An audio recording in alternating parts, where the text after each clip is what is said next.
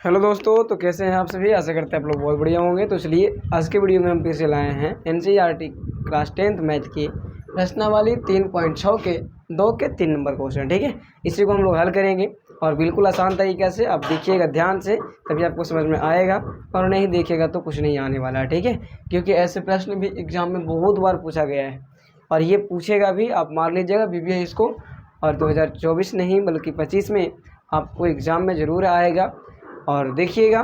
चलिए, तो सबसे पहले हम लोग क्वेश्चन पढ़ेंगे और ध्यान से समझेंगे पहले क्वेश्चन क्या कहता है। और मेरे वीडियो में लास्ट तक बनना होगा आपको, ठीक है। और नहीं बनिएगा तो कुछ समझ में आने वाला नहीं है। बीच में भागिएगा तो उतना ही सीख पाइएगा आप, ठीक है। लेकिन उतना सीख पाइएगा ये हम गारंटी लेंगे, ठीक। चलिए, तो सबसे पहले क्वेश्चन क्या कहता है कि रूही जो है, रूही कोई लड़की है जो कहती है कि रूही 300 किलोमीटर दूर पर स्थित अपने घर जाने के लिए कुछ दूरी रेलगाड़ी द्वारा तथा कुछ दूरी बस द्वारा तय करती है। यदि वह 60 किलोमीटर रेलगाड़ी द्वारा तय करती है और शेष बस द्वारा यात्रा करती है तो उसे 4 घंटे लगते हैं। यदि वह 100 किलोमीटर रेलगाड़ी से तथा शेष बस से यात्रा करते हैं तो उसे 10 मिनट अधिक लगते हैं। रेलगाड़ी एवं बस की क्रमशः चाल ज्ञात कीजिए। मतलब देखिए, ध्यान समझिए क्या कह रहा है। तो इसमें कह रहा है ना कि रूही एक लड़की है जिसका घर 300 किलोमीटर दूरी पर है, ठीक है। मतलब 300 किलोमीटर कहीं वो जा चुकी है, अब वहाँ से उसको घर आना है, ठीक है। तो कहती है कि हम कुछ दूर ट्रेन से चलते हैं या रेलगाड़ी से चलते हैं या फिर हम बस से चलते हैं। तो अब आपको क्या करना है, बस और रेलगाड़ी की चाल को हमको ज्ञात करना है, ठीक है। तो वही हम लोग मान लेंगे कि माना कि रेलगाड़ी की चाल बराबर x किलोमीटर प्रति घंटा तथा बस की चाल बराबर y किलोमीटर प्रति घंटा। समझ रहे हैं। चलिए, उसके बाद में एक फार्मूला होता है जिसको हम चुकी में दिए हैं, जो दिया हुआ है ना उसको हम चुकी में रखेंगे, और जो इससे निकलता है देने के बाद में जो निकलता है उसको इसलिए निकालते हैं, ठीक है, लिखते हैं। अब उसके बाद में समय बराबर क्या होता है, फार्मूला दूरी बटा चाल होता है। और दूरी क्या है कुल आपका, तो 300 किलोमीटर है कि नहीं। चलिए, तो प्रथम शर्त अनुसार क्या बोला है, प्रश्न से हम लोग चलेंगे। प्रथम शर्त में यही बोला कि रेलगाड़ी द्वारा तय की गई जो दूरी है वो है कितना, 60 किलोमीटर, ठीक है। ये रेलगाड़ी द्वारा तय कर ली है, अब उसको बस से जाना है। किससे, बस से। तो बताइए, इसलिए बस द्वारा तय की गई दूरी कितना होगा, तो 60 इससे तय कर ली रेलगाड़ी से, तो बिल्कुल 300 दूरी है तो 300 में 60 घटेगा तो 240 अभी, और उसको तय करना है कितना से, कौन सी से, तो बस से तय करना है। किससे, तो बस से। तो चलिए, और कुछ कहता है कि ये तय करने में इसको 4 घंटे लगते हैं। कै घंटे, 4 घंटे। मतलब समय दिया गया है कितना बाबू, 4 घंटा। यहाँ लिख लेते हैं समय। आइए, समय बराबर कितना है, 4 घंटा। चलिए, ये प्रथम शर्त और सॉरी सब दिया गया है। तो चलिए, सबसे पहले हम लोग लगाएंगे ये वाला फार्मूला। ये वाला फार्मूला पर आपको सेट करना है ये दोनों दूरी को, ठीक है, दूरी और चाल, ठीक है, समय। आओ देखते ध्यान से। तो समय बराबर फार्मूला क्या होता है, यहाँ पास लिख ही देते हैं। समय बराबर दूरी बटा चाल, है कि नहीं। चलिए, तो समय तो यहाँ पास फिलहाल अभी नहीं रखेंगे क्योंकि कुल समय जो दिया गया है 4 घंटा दोनों को मिला करके, इसलिए हम समय यहाँ नहीं रखेंगे। खाली हम रखेंगे मान इसका। दूरी कितना है, तो दूरी तो आपको दिख रहा है कि 300 है। कितना है, 300 है ना। तो यहाँ पास ये समझना होगा आपको कि ये कुल दूरी है ना 300, है कि नहीं। तो कुल दूरी को हम यहाँ नहीं लेंगे, ठीक है। यहाँ पास रेलगाड़ी से कितना दूरी तय की, तो 60 किलोमीटर, तो 60 लेंगे। क्या लेंगे, 60। उसके बाद में इसका समय, हाँ इसका चाल क्या था देख लीजिए, दूरी हो गया। तो अब चाल क्या माने थे देख लो ऊपर में, तो x माने थे, तो x हो जाएगा। प्लस लिखेंगे क्योंकि दोनों को मिला करके चल रही है। चलो देखो ध्यान से। उसके बाद में फिर दूरी बटा चाल, मतलब कि किसका, तो बस के अब निकालेंगे। पहले रेलगाड़ी का निकाल लिए हम, ठीक है। अब हम निकालेंगे बस का। अब बस का दूरी बटा चाल, बस कितना दूरी है तय किया है, तो 240, तो 240 लिख लेंगे। और बटा 40 का क्या है, y। चलिए, y कहाँ से लिखे, देखिए बस द्वारा तय, बस की चाल कितना है, तो y किलोमीटर प्रति घंटा, है कि नहीं। चलिए, कितना घंटा में तय करती है पूरा, तो 4 घंटा में, तो 4 आपको लिख देना है। समझे इतना बात को। मतलब पहले रेलगाड़ी की चाल, रेलगाड़ी की जो तय की दूरी थी वो और चाल की क्या था, तो x था, तो वही कर दिए, पहले इसको निकाल दिए, तो 60/x हो जाएगा। और उसके बाद में बस का निकालेंगे। अब बस चलता है 240 किलोमीटर और 40 का क्या है, तो y। समझ रहे हैं ना। चलिए अब इसको थोड़ा सा हल करेंगे और ध्यान से आप देखिएगा तो समझ में आएगा आपको, ठीक है। चलिए ये 4 है, इसलिए हम 4 कॉमन ले रहे हैं क्योंकि कट जाएगा। देखिए तब 15 चौके 60 और ठीक है, डायरेक्ट ना लीजिए, फिर समझ में नहीं आएगा आपको। चलिए देखिए पहले एलसीएम ले लेते हैं, ठीक है। एलसीएम लोगे XY, या फिर माना मानी करके भी बना सकते हैं, आपकी 1/x बराबर, ठीक है। उस तरीके से आप बना सकते हैं इसको, समझ रहे हैं ना। चलिए तो ध्यान से देखिएगा तो समझ में आएगा आपको। अगर एक कम हम करें यहाँ पास कॉमन ऐसे ले लीजिए ना, और बढ़िया हो जाएगा, ठीक है। ले लेते हैं 4 कॉमन, तो 15 चौका 60 है ना, 4/x, ठीक है। उसके बाद में प्लस, इसको काटिएगा 4 छक 24, मतलब कि 60 आ जाएगा। और बट्टा y है तो y लिख दीजिए, और बराबर में 4 है। 4 से 4 क्या हो जाएगा, ख़त्म हो जाएगा। तो क्या बचेगा, तो 15/x बचा और प्लस 60/y और बराबर 4 से 4 ख़त्म हुआ था 1 ना, और बटा 1 भी दे सकते हैं हम, ठीक है, दे सकते हो आप, ठीक। चलो उसके बाद में क्या करना है कि माना मानी अगर करते हो ठीक है, और नहीं माना मानी कीजिएगा वो भी ठीक है। आप एलसीएम लेके बना सकते हैं, लेकिन माना मानी कीजिएगा ना तो आपको आसान लगेगा बनाने में, ठीक है। चलिए माना मानी करते हैं। मान लेना है यहाँ पास कि माना कि 1/x बराबर u और 1/y बराबर v, ठीक है।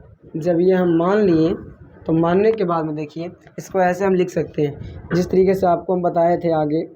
इसको डायरेक्ट हम 15 गुना 1/x लिख सकते हैं, और इसको 60 गुना 1/y लिख सकते हैं, और बराबर 1/1 के लिख दीजिए। चलिए उसके बाद में 15 है तो 15 लिख दो, और गुना 1/x का मान क्या हमने माना, तो u माना, तो u लिख सकते हैं आप।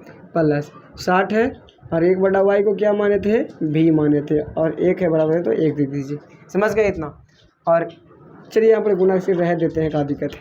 अब 15 में u से करेंगे तो 15u, और प्लस 6 में 60 है ना, देखिए यहाँ पर 60 है, 60 में कीजिएगा v से तो 60 भी हो जाएगा, और बराबर 1 है तो 1 लिख लीजिए।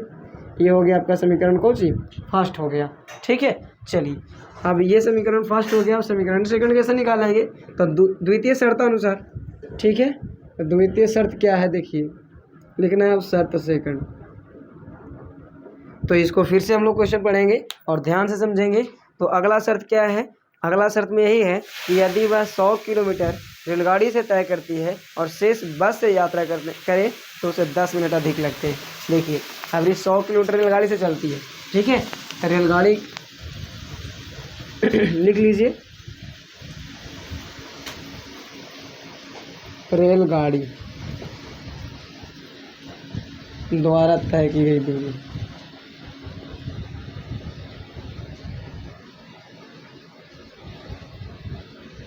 कितना है, 100 किलोमीटर है। इसलिए क्या हो जाएगा, इसलिए बस द्वारा कितना हो जाएगा,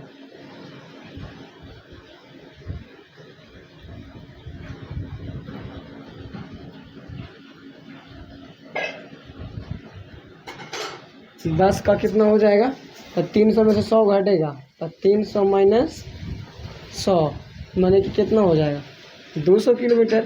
चलिए तो 200 किलोमीटर ये किसका आ गया, तो बस का आ गया, ठीक है। अब ये 100 किलोमीटर चल रही है रेलगाड़ी से, तो इसका हो जाएगा 200 किलोमीटर, ठीक है। तो उसी प्रकार से जिससे इस प्रकार से यहाँ पास किए थे, पहला में क्या है तो 100 है, तो लिख लीजिए 100/x है कि नहीं, दूरी कितना 100, और चाल क्या है बस रेलगाड़ी का तो x है। चलिए प्लस दूसरा में 200 और बटा y बराबर 4 प्लस कितना हो जाएगा, इसमें कहता है कि 4, हाँ 10 मिनट अधिक लगते हैं ना, 4 प्लस 10 बटा कितना हो जाएगा, 60 हो जाएगा। कैसे समझना है ध्यान से ये बात को। देखिए कैसे से हम अगर मिनट को घंटा में चेंज करना रहे, क्योंकि 4 जैसे घंटे में ना है, यहाँ पास बोला है कि वही दूरी को तय करने में अगर हम चलेंगे रेलगाड़ी द्वारा कितना 100 किलोमीटर और बस द्वारा जब इतना चलेंगे तो हमको कितना लगेगा, तो 10 मिनट अधिक लगेगा, ठीक है, वही दूरी को तय करने में। तो यहाँ पास क्या करेंगे हम कि 10 जो मिनट है उसको घंटा में चेंज करेंगे, तो घंटा में चेंज करने के लिए 60 से भागा दिया जाता है, ठीक ना। चलिए तो अब हम यहाँ ई से ही ख़त्म हो जाएगा, तो 1/6 बचेगा ना। इसको थोड़ा सा हल कर लेते हैं, साइड में बढ़िया रहेगा। तो इसको हल करेंगे, 4 + 1/6 को हल करेंगे तो आपको 6 के 6 रखिए और 6 के 24 और +1 माने कि 25 बटा कितना हो जाएगा 6। इसको हम डायरेक्ट 25/6 लिख देंगे, ठीक है। और 1/100 है ना यहाँ पास, देखिए पहले थोड़ा सा लिख लेते हैं। इसमें क्या कॉमन ले सकते हैं हम, 100 कॉमन ले सकते हैं, नहीं 25 कॉमन ले लो, अब बढ़िया काम बनेगा। तो 25 चौके 100, 4/x और प्लस 25 × 200, तो 8/y बराबर में हो जाएगा 25/6, है ना। चलिए तो 25 से 25 ख़त्म कर सकते हैं आप एक मरतबे में, ठीक है। चलिए तो ऊपर में मान रखे थे हम कि 4 × 1/x इसको लिख सकते हैं और प्लस 8 × 1/y और बराबर 1 कितना आ गया 6 ना। चलिए आप देखिए क्या करना है, 4 के 4 लिखिए, 1/x को क्या माने थे u माने थे, प्लस 1/y को v माने थे, तो इसको हो जाएगा 8v बराबर 1/6, समझ गए। अब इसको गुना करना पड़ेगा आपको थोड़ा सा, किससे, तो 6 से। इसमें 6 चौके 24 u क्या हो जाएगा 24 u प्लस 8 छक 48 v बराबर 1। ये हो गया आपका समीकरण 2, ठीक है। अब हम लोग ये दोनों समीकरण क्या करेंगे, बारी बारी से हल करेंगे, है ना। तो चलिए समीकरण फर्स्ट और सेकंड को हल करेंगे। तो समीकरण फर्स्ट और सेकंड को हल करेंगे, आइए इधर करते हैं, ध्यान से देखिएगा। इतना आप समझ गए होंगे, तो चलिए कुछ हम थोड़ा सा मिटा देते हैं, उसके बाद में आपको बनाएंगे। चलिए ये वाला चीज़ को मिटा दे रहे हैं, चलिए देखिए ध्यान से। समीकरण फर्स्ट है ना, चलिए देखिए समीकरण फर्स्ट को सिर्फ छोड़ देते हैं आपको, ठीक। आइए देखिए ध्यान से, ठीक है। चलो समीकरण फर्स्ट था आपके पास 15u और प्लस 60 भी है ना। चलो 15u प्लस 60v बराबर कितना था 1 था, और वो हो गया 24u प्लस 48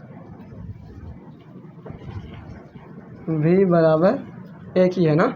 चलो ठीक है, इसको हम विलोपन विधि से हल करेंगे तो गुना करना पड़ेगा, क्या करना पड़ेगा गुना, तब कम बनेगा। तो यहाँ 24 से गुना कर लेंगे और इसको 15 से गुना कर लेंगे, है कि नहीं। चलो आप तब 15 में 24 से गुना कीजिएगा, तो कीजिए गुना 24 × 15 मतलब कि 5 के 20 का 0 हासिल 2, 5 दूना 10 और 4 एकम 4, 10 4 14 और 2 16 के 6 हासिल 1, 2 एकम 2 2 1 3, 360 आ जाएगा। कितना आ जाएगा 360 u प्लस 60 भी कीजिएगा 24 से, 24 छक कितना होता है 4 छक 24 के 4 और 2 छक 12, 12 और 4 16। देखिए ध्यान से समझिए, 24 चौक 96, 24 25 20 से 24 छक 44 है ना, 144 और एगो 0 हो जाएगा और v का v, ठीक है। अगर विश्वास ना हो तो गुना करके भी दे सकते हैं। देखिए 4 छक 24 के 4 हासिल 2 और 2 छक 12, 12 और 2 14, ठीक है। और बराबर में क्या हो जाएगा 24 में 1 से तो 24, हाँ अब 24 में 15 से गुना कीजिएगा तो वही चीज़ होगा 360 ही, और u का u लिख लेना प्लस 48 में 15 से करते हैं गुना